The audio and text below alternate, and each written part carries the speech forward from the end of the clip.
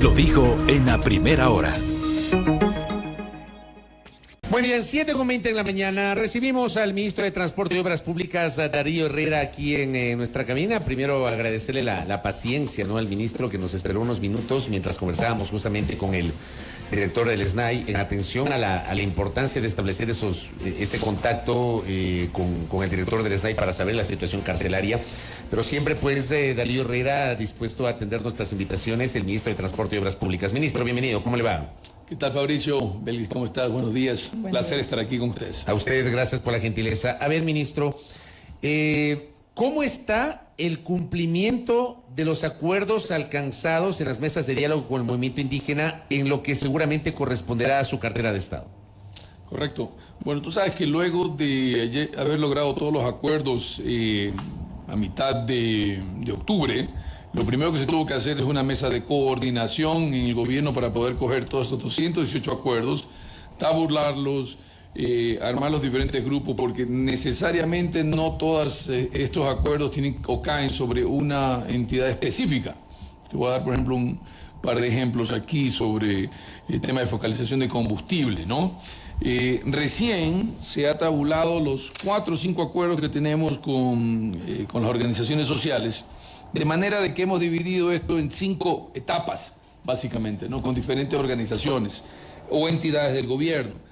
Por decirte algunas, están involucradas en este proceso, solamente en lo que es mesa de focalización de combustibles, el Ministerio de la Producción, el Ministerio de Finanzas, Petroecuador, SRI, la Agencia de Regulación y Control, la DIRNEA, tenemos al METOP, obviamente, tenemos el ARCA, bueno, ahí tiene 7 organizaciones, 7 entidades que tienen que trabajar en conjunto. Nos hemos reunido ya y aquí hay una diferenciación que es muy importante hacer. El ministro de Transporte y Obras Públicas estuvo a cargo de liderar la mesa de la focalización de combustible durante 90 días, cierto es.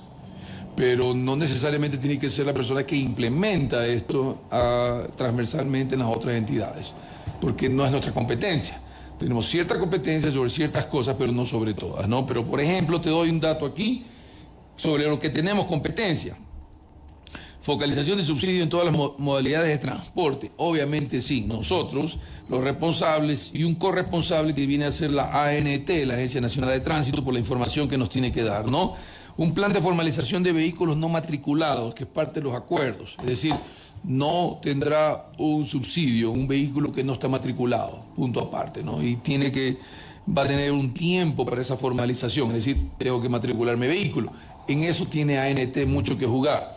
Y así, hay diferentes criterios que tenemos algunos responsables como gobierno y otros corresponsables, entidades de apoyo y sobre todo una fecha de inicio y de fin de esta implementación.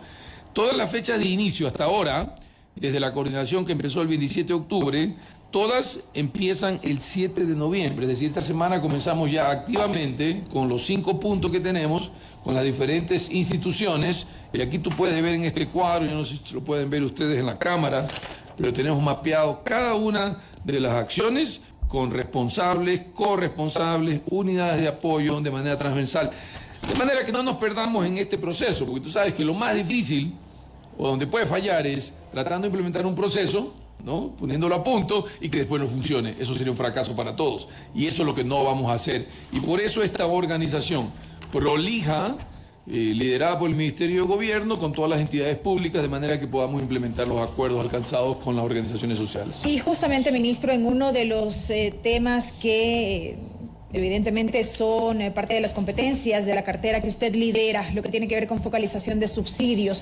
¿Cómo avanzarán en ese sentido luego de las mesas de diálogo y luego que evidentemente se supo que no se llegó a los acuerdos que se esperaban? Hasta el final, Leonidas Issa, presidente de la CONAIE, enfatizaba que hacían este pedido al gobierno de que flexibilicen esta postura frente a los ricos, decía Leonidas Issa, que hay economías muy complicadas, pero otras que están fortalecidas y que se han beneficiado de la lucha que han venido manteniendo a lo largo de este tiempo. ¿Cómo se va a trabajar allí? Mira, yo quiero decirle a los ecuatorianos de que estas posturas a veces son un poco políticas. Y voy a dar un solo ejemplo. Desde el punto de vista de gobierno, durante las mesas de diálogo, de manera técnica, tratamos de ver y focalizar, por ejemplo, había un criterio, ¿no? Recuerda que estábamos definiendo criterios de elegibilidad, es decir, quién puede tener o mantener un subsidio, el subsidio que actualmente tenemos todos los ecuatorianos, y quién podría estar excluido de este subsidio, ¿ok? Dentro de ese punto de vista, nosotros comenzamos a ver si es que una persona que, por ejemplo, tenga 2 vehículos o la capacidad de adquirir 2 vehículos, ¿debería mantener un subsidio, sí o no? Es muy sencillo, así nomás, por su nivel de ingreso, etcétera, ¿no? Fíjate que ahí la respuesta de las organizaciones sociales fue contraria a los ricos o a darle este privilegio a los ricos. Yo decía, no, 3 vehículos para arriba. ¿Por qué? Porque tenemos algunos compañeros en la ruralidad que tienen más de 3 vehículos. Bueno, entonces tiene más de 3 vehículos, perdóname, pero no es una persona que tiene una necesidad urgente de mantener un subsidio, necesariamente. ¿Ok? A no ser que estos vehículos puede ser productivo, alguna... pues, puede ser un vehículo claro, productivo. pero ahí viene el tema de la focalización, pues, mi querido Fabricio. Esa es lo interesante de esto de aquí, ¿no? Y en esas actividades productivas, la segunda pregunta es, ¿está formalizada o no? Es decir, si maneja un transporte comunitario, si tiene algún tema productivo, está registrado en el SRI, paga impuestos, o sea, todo este tema de la formalización es el gran desafío que tenemos nosotros para la implementación de la focalización de combustibles en el país. Entonces, no hay que, a veces funciona este relato, ¿no?, sobre los ricos. Aquí lo que nosotros no nos pusimos de acuerdo con las organizaciones sociales, y fue muy sencillo, no pudimos en los últimos días determinar, por ejemplo, la pertinencia o no de un subsidio para el sector camaronero o para el sector atunero específicamente, o por ejemplo para las termoeléctricas. ¿Y por qué no pudimos nosotros llegar a ningún tipo de consenso con las organizaciones sociales? Primero, de entrada, no compete, pues. Ni siquiera teníamos la oportunidad de hablar con el sector atunero, con el sector camaronero, para llegar a entender la realidad de cada uno de estos sectores. Las organizaciones sociales indígenas no tienen esa realidad, y nosotros como gobierno podríamos tener cierta información, pero tampoco tenemos una varita mágica para nosotros decir esta persona recibe y esta persona no recibe, o este sector sí. Lo que se tiene que hacer con cada uno de estos sectores es conversar y ver si es que existen áreas de oportunidad para poder focalizar el tema de los combustibles. Y mira, dentro de en ese sentido, punto número 2 y punto número 1, aquí 1 y 2 tenemos focalización del subsidio del sector camaronero y focalización del subsidio del sector atunero. ¿Quién está responsable? El Ministerio de la Producción. ¿Quién es el corresponsable? El Ministerio de Economía y Finanzas, con el apoyo de Petroecuador, SRI, la Agencia de Regulación y Control. Entonces, hay una hoja de ruta para tratar estos temas con estos sectores. No necesariamente el día de mañana no van a tener ningún subsidio. No, todo lo contrario. Aquí vamos a analizar cada uno de estos sectores para ver si existen estas áreas de oportunidad, de manera que el subsidio llegue realmente a quien lo necesita. Pero tenemos plazos específicos en el horizonte. Mira, la fecha de inicio está el 7 de noviembre. Tentativamente este documento o sea, ayer. Sí, ayer. Tentativamente este documento... pero ya comenzó entonces. Sí, ya comenzó, claro. Ayer, ok. El día de ayer. Esa es la primera fecha. Fecha de fin no tenemos todavía, porque se tiene que armar las hojas de ruta con cada una de estas pero ¿cuánto más organizaciones. O menos, ¿cuánto tiempo se podría tomar el armaje de la hoja de ruta? No, la hoja de ruta está armada. Lo que no tenemos es una fecha de fin de cada una de estas conversaciones, y dependerá mucho de la dinámica con cada una de ellas. Puede ser mucho más antes o después.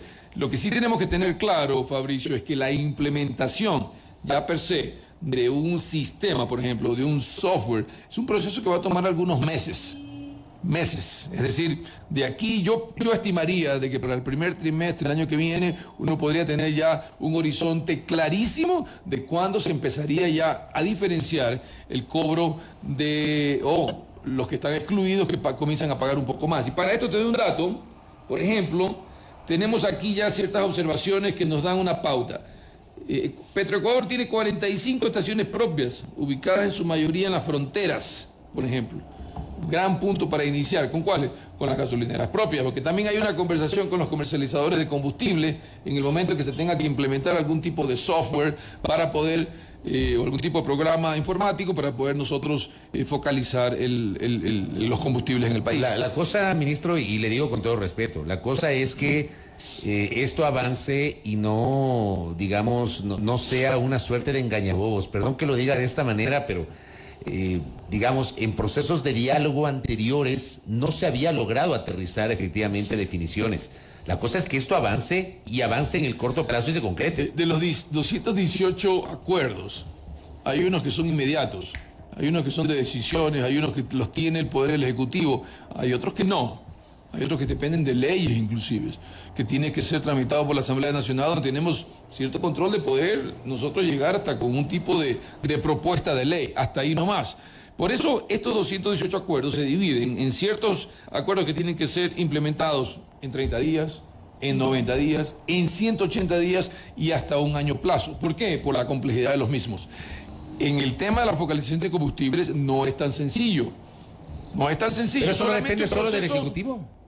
¿Perdón? ¿No depende solo del Ejecutivo? En este momento depende del Ejecutivo todos los acuerdos que nosotros tenemos, ciertamente. Lo que digo es que hay muchos procesos que van a tener que tomar su curso desde el punto de vista del diseño, por ejemplo, una plataforma informática, ni siquiera la plataforma, los términos de referencia para poder contratar a alguna empresa que instale o genere este software de manera que se puedan cobrar un precio diferenciado en las gasolineras. Ese es un proceso. Pero Fabricio, es un proceso que no ha pasado en 30, 40 años. O sea, ni siquiera en 30, 40 años se había logrado tener criterios de elegibilidad mínimos como para arrancar el proceso. Para mí, lo más importante del proceso de diálogo, quizás, no me tomes a mal, pero no son los 218 acuerdos. Esa es la consecuencia. Para mí, el logro principal de los 90 días de diálogo es el proceso mismo, el diálogo mismo. El proceso de haber estado sentado ahí y poder haber escuchado realmente las necesidades y ahora sí, comenzarlas a implementar. Precisamente ese es el logro de los 90 días de diálogo, ¿no? Lo que estamos haciendo ahora es una consecuencia. ¿A quién le interesa más que tengamos nosotros una focalización de subsidio de combustible? Al gobierno. ¿Ustedes? Por supuesto, por supuesto que sí. Y por eso vamos al tema de los recursos fiscales. Correcto, y por eso se va a trabajar de la manera más prolija para poder tener estas soluciones implementadas lo antes posible. Lo único que digo es que en este caso es un poquito más complejo que alguna decisión, por ejemplo, de política pública que se puede generar vía decreto, vía reglamento, etcétera, etcétera, ¿no? Ahora, dejando de lado el tema de la focalización de subsidios y respecto de estos más de 200 acuerdos que se alcanzaron en lo que tiene que ver con su cartera de Estado, insisto, rápidamente, ministro, ¿cómo se está avanzando? Usted dice hay acuerdos que se debían cumplir en lo inmediato, en el mediano y en el corto plazo. Hagamos un brevísimo balance de cómo se avanza en este sentido. Lo he hecho, ¿no? Se ha dividido esto en 5 temas, básicamente.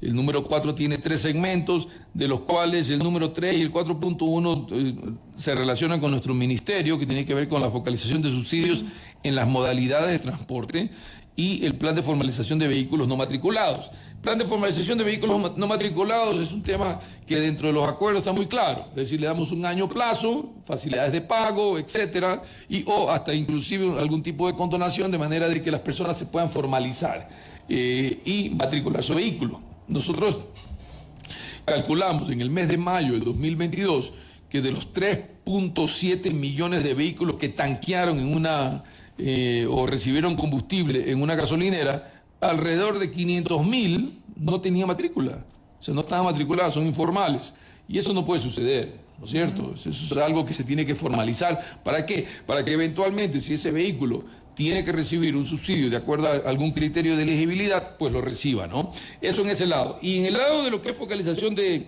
los subsidios en otras modalidades de transporte, es un tema que no se trató, no llegamos a tratar en las mesas, porque también, así como el sector atunero y el sector camaronero, si uno tiene que hablar sobre focalización de subsidios para sistemas de transporte público, transporte de carga pesada, etcétera, lo tenemos que hablar con ellos, con los transportistas, ¿no es cierto?, con las federaciones, con quienes, por cierto, tenemos una muy buena relación y reuniones permanentes, no solamente sobre este punto, sino sobre otros puntos que tienen que ver con incentivos, con planes de fomento, créditos, entre otras cosas que estamos trabajando con ellos. Correcto, ministro. Dejemos de lado eso, permítanos abordar el tema vial, y tengo un montón de inquietudes de la gente que siempre que usted nos acompaña... Trataré de resolverlas todas si tengo la capacidad. Uno de nuestros oyentes e internautas decía que usted en la anterior oportunidad que tuvo la gentileza de concedernos una entrevista, había anunciado que el tema de la carretera Quinindé Esmeraldas, que tiene algunos tramos que están realmente deteriorados, es una carretera de 90 kilómetros, pero resulta que hay muchas complejidades, complicaciones para poder transitar por los baches, por el deterioro, etcétera, que es un tema administrativo que se iba a solucionar en 15 días. ¿Qué pasó con eso? Se pidió una consulta a la Procuraduría, efectivamente, esperábamos de que sea en 15 días, ha tomado un poquito más de eso para nosotros, de acuerdo a ese criterio, poder emitir un segundo pago de un contrato que se hizo un año pasado. Aquí, te voy a ser sincero, mi querido amigo, yo soy muy transparente en este tema. Muchas de las obras que nosotros hemos recibido de arrastre, de gobiernos anteriores, tenemos obras ahí desde el año 2008, inclusive, que no tienen cierres, que nunca han sido formalmente recibidas por el Estado de contratistas, arrastre que suman cientos de millones de dólares, por cierto, ¿no? De esa manera nosotros hemos ido resolviendo estos problemas administrativos muy complejos, porque nosotros, recuerda, no es una tienda, ¿no? El Estado ecuatoriano es el dinero de los ecuatorianos que nosotros tenemos que ser muy prolijos en poder utilizar y desembolsar. En ese sentido, estamos resolviendo esos temas, pero más allá de esto, te quiero dar una noticia. ¿Tú sabías que la carretera Santo Domingo, Esmeraldas, está concesionada y adjudicada desde el año 2016 a una empresa local? No tenía idea de eso. ¿La Santo Domingo Esmeraldas? Santo Domingo Esmeraldas, Santo Domingo Quinindé Esmeraldas, ¿ya? Toda la vía está concesionada. Hubo una adjudicación en el año 2016 a una compañía local que también tiene otras concesiones viales, y el contrato nunca se pudo firmar en 6 años. ¿Por qué? Ahí hay una suerte de temas políticos, logísticos, administrativos. Eso para mí sí es una revelación. Bueno, O sea, ya no es competencia del Ministerio de Transporte. No, porque no se ha firmado el contrato. Es competencia nuestra todavía. A donde voy es que la inversión privada, sobre arreglar esta vía, ampliarla a 4 carriles, esa inversión estaba lista desde hace 6 años atrás y nunca se pudo realizar. Porque el tramo de Santo Domingo a Quinindé es una carretera que está bien mantenida, es una carretera de 4 carriles, etcétera, pero de Quinindé a Esmeraldas es un desastre. Para mí es una revelación lo que usted está diciendo, pero sí quisiera saber por qué no se ha firmado ese contrato de concesión, que es similar el contrato al de la Panamericana. Es lo mismo, parecido, ¿no? Pero es el mismo concesionario. En todo caso, aquí dice la leyenda urbana. Es con Panavial. Es Panavial, pero aquí dice la leyenda urbana que han existido intereses políticos, administrativos, letargo, entre otras cosas. Mira, Fabricio, si hay una cosa que no me gusta hacer es estar viendo al pasado, ¿no es cierto? Estamos tratando de solucionar esto porque, lamentablemente, o afortunadamente, la concesión, la adjudicación está ahí. Es decir, ese proceso administrativo existe por ley, ¿no es cierto? Es más, durante estos años, inclusive, hubo hasta un pronunciamiento de un juez que obligaba a que se firme el contrato de concesión, pero nunca se hizo. Y usted lo va a firmar. No se hizo. Lo va a firmar. Tenemos que actualizar cierta información y poderlo firmar lo antes posible. ¿Cuándo para que es la lo antes inversión posible, ministro Herrera? Nuevamente, depende de la parte administrativa. No puedo decirte, porque si te digo ahorita 10 días, 15 días o un mes, el día de mañana me vas a decir por qué no se ha firmado. Pero hay la decisión de que se firme ese contrato de concesión. Mira, la decisión más allá de que se firme el contrato es que la inversión privada llegue al país y la que está aquí se invierta. Tenemos ahí un concesionario que tiene toda la buena voluntad, o la ha tenido desde hace 6 años atrás, de poder invertir en esta vía, que va a generar empleos, conectividad, resolver problemas que tenemos ahora en esa vía, que el Estado quisiera resolverlo como quiere resolver en todas las partes del país, pero no tiene el dinero porque estamos sobreendeudados, y eso ya es algo que ustedes lo conocen. Y mientras eso no sucede, mientras esa buena voluntad existe, resulta que el concesionario no lo puede hacer porque han existido problemas administrativos, políticos, etcétera, en años pasados. Eso hay que resolverlo. Eso hay que resolverlo lo antes posible para que esta inversión se implemente en esa vía. ¿Cuándo le están preguntando por aquí? Con insistencia. No, lo sé. ¿Y sabes qué? Para mí sería el día de ayer. Mi respuesta va a ser antes de ayer, honestamente, ¿no? Tiene que ver con temas administrativos que estamos resolviendo para que sea... A ver, lo que queremos aquí a los ecuatorianos en este aspecto es lo siguiente. Cuando nosotros firmemos, este gobierno que es serio, cuando firme algo, cuando se haga algo, lo que queremos es que sea sostenible en el tiempo. Nosotros podemos hacer cualquier trastada y firmar por el apuro y después no es sostenible y vamos a patear una pelota hacia adelante. No queremos patear pelotas hacia adelante, Fabricio. Lo que menos queremos hacer es empezar con proyectos que sean fallidos a mitad de tiempo. Una concesión de este tipo son negocios y son inversiones no de mediano plazo, de larguísimo plazo, de largo aliento, 20, 25, 30 años. Consecuentemente, los contratos tienen que ser muy robustos, tienen que ser muy buenos. ¿Para qué? Para que sean sostenibles en el tiempo, de manera que no tengamos que estar en esta cantaleta cada año renegociando y rehaciendo y revisando. Entonces, y es muy complejo, porque han pasado 6 años. 6 años de que se tenía una inversión en un tiempo, que 6 años después es otra. Y eso se tiene que revisar bien. Ministro, quisiera cambiar de tema rápidamente porque se nos había quedado una pregunta pendiente en la entrevista anterior que tuvimos con usted y que nos han recalcado de manera insistente nuestros oyentes hoy, inclusive antes de que usted llegue. Y tiene que ver con el presupuesto para los aspirantes a vigilantes de la Comisión de Tránsito del Ecuador. 1.400 aspirantes que recibieron este proceso de formación que se inició en el gobierno anterior, para lo cual no hubo el presupuesto respectivo para su debida incorporación y están todavía esperando.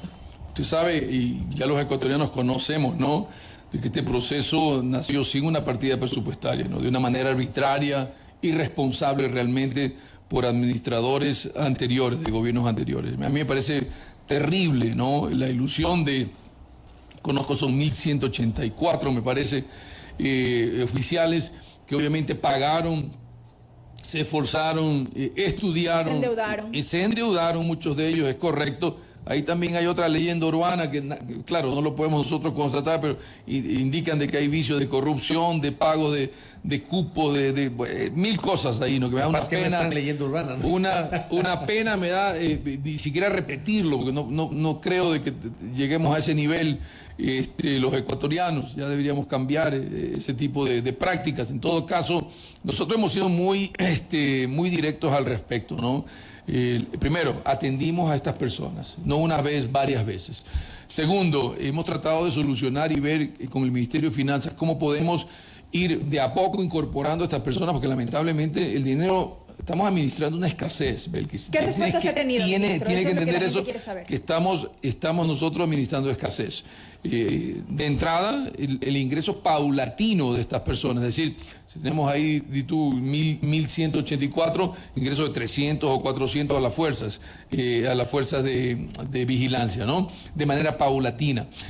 Para eso se estaba haciendo ya un proceso de selección de estos, no una doble selección, pero una selección para poder ver cuántas de estas personas podríamos involucrar o integrar ya a la fuerza de vigilancia. Pero esto va a ser un proceso, lamentablemente, nos apena muchísimo, tiene que ver mucho con el Ministerio de Finanzas, y nuevamente, todavía no estamos terminando nuestro ajuste del presupuesto el año que viene. Podemos optimizar y dependerá mucho de finanzas para nosotros poder integrar la totalidad de estos estudiantes. No obstante, el gobierno del presidente Guillermo Lasso se ha comprometido a buscar una solución que otros gobiernos hicieron, no diría a propósito, ¿no?, pero de manera irresponsable por lo menos. Pero de momento todavía no tienen ninguna respuesta, ningún adelanto por parte del ministerio. ¿Cuándo podría iniciar? De nuestro ministerio formal, así que ya tenemos el fondo o los presupuestos como para poder involucrar o integrar a cada uno de ellos. En este momento no. Estamos trabajando en eso para que sea o de una manera paulatina, ¿ok? O, si es que las estrellas se alinean, poder hacerlos todos, pero dependerá mucho del Ministerio de Finanzas, no de nosotros. Tengo 2 preguntas sobre su provincia, la provincia de Manabí. La una, me envían un mensaje y me dicen: carretera San Lorenzo de Manta, Santa Rosa, ruta del Espondiluz, que está en emergencia, entre comillas, desde octubre del año pasado. Y me dice la oyente: imagínense si llega a partirse totalmente la carretera, no solo se pierde el turismo que circula por la ruta, sino que los pueblos rurales de Manta, Montecristi y Jibicapa se quedarían aislados. Son 3 kilómetros, nos dice un oyente, ministro. ¿Qué conocimiento tiene usted sobre este tramo de la carretera? Estuve ahí el día, estamos martes, ¿no? Estuve ahí el día domingo en la mañana visitando, personalmente, en persona, como decimos en Manabí. Sí, efectivamente hay 3 tramos. La mitad de la vía está caída, obviamente, por la fuerza del mar. Es un tramo que yo conozco esa área desde hace 20 años, ¿no? Entonces, conozco cómo cada día el mar ha ido socavando y rompiendo esta parte de la vía, se tiene que buscar no solamente un arreglo que sea un parche, sino un arreglo permanente, posiblemente un nuevo trazado de esta vía, no tan pegado al mar. Entiendo de que la parte turística es esa, ¿no? Que me pase frente al mar y donde yo tengo mis negocios. Pero sí presenta un riesgo, y un riesgo muy importante que estamos resolviendo. El día 16 de este mes, según nuestro cronograma, se pondría en el portal de compras públicas el proceso de adjudicación de una inversión de $3 millones plurianual para atender esos 3 tramos. Bueno, 4 tramos realmente, inclusive un poquito más allá adelante, la gente que conoce desde Santa Rosa, San Lorenzo, casi llegando a Pile, hay otro tramo también dañado, que no tiene que ver con el mar, pero también lo vamos a atender. Y esto se va a atender nuevamente el día 16, sube al portal de compras públicas, el proceso para poder nosotros atender esta emergencia. Correcto. Lo otro, ahí mismo de Manaví, la Manta Coliza, que también me preguntan. ¿Qué pasa con esa carretera? Bueno, ya se inició la construcción. De hecho, se ha atendido las partes más críticas. Esta construcción lleva por lo menos unas 3 semanas.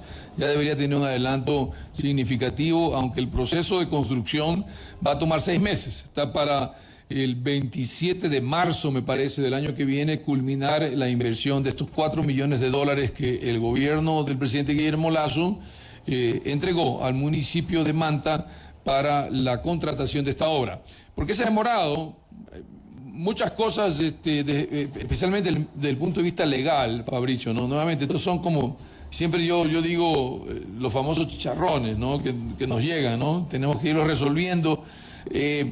Y también porque el municipio de Manta en algún momento, cuando levantó este concurso en el portal de compras públicas, tuvo ahí una falla y tuvo que declararlo desierto y después lo tuvo que contratar otra vez, y eso demoró 1 mes y medio o 2 meses adicionales, ¿no?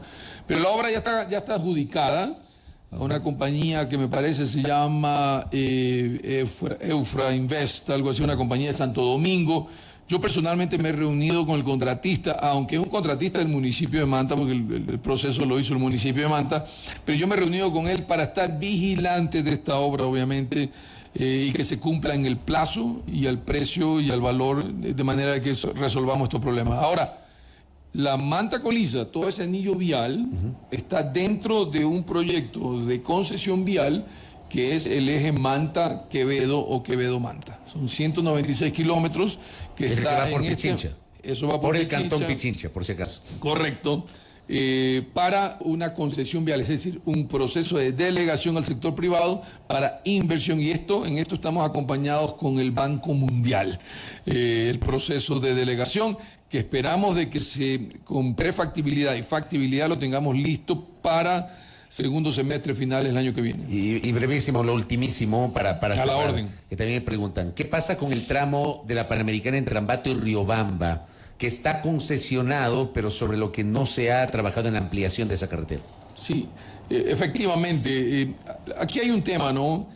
Teníamos nosotros un decreto ejecutivo, 582, que tenía unos reglamentos sobre el tema de delegaciones. Con la expedición del 1190, ciertas reglas y procesos para las concesiones se afinaron o se pulieron, diríamos de esa manera, ¿no? Y también indica de que cada uno de estos procesos que ya estaba empezado tenía que ajustarse al nuevo decreto 1190. Ese proceso, lamentablemente, no se ajustó a eso, y no es que se tiene que hacer de nuevo, vamos a tener que trabajar en hacerlo lo antes posible, pero tiene que ajustarse a este nuevo decreto, especialmente con informes de sostenibilidad y de riesgo fiscal, de impacto fiscal, ¿no? Es un proceso administrativo nuevamente. Mira, Fabricio, yo siempre digo estas cosas, y es lo que vamos a tratar de evitar para las futuros procesos de concesión. Que es importante, no comenzar con el pie izquierdo. O sea, hay que comenzar bien estos procesos. Estos procesos se tienen que estructurar de una manera tan especial y tan apegados a la normativa, analizando todos los temas financieros. La estructuración legal es tan importante. ¿Por qué? Porque eventualmente tú vas a tener problemas como estos de aquí, ¿no? ¿Y qué es lo que causa? Tienes una delegación que está lista, pero no está lista, y no puede invertir el concesionario porque tiene un problema administrativo jurídico que tenemos que resolver. y eso no puede funcionar en el futuro. Hay que solucionar en el corto plazo. Correcto. Ministro Herrera, gracias por el tiempo. Muy No, a amable. la orden. Muchas gracias a todos ustedes. Gracias a Darío Herrera, ministro de Transporte y Obras Públicas. Con él hemos procurado absorber la mayor cantidad de interrogantes de nuestra audiencia. Voy a la... Primera plana. Todas las noticias, todas las voces.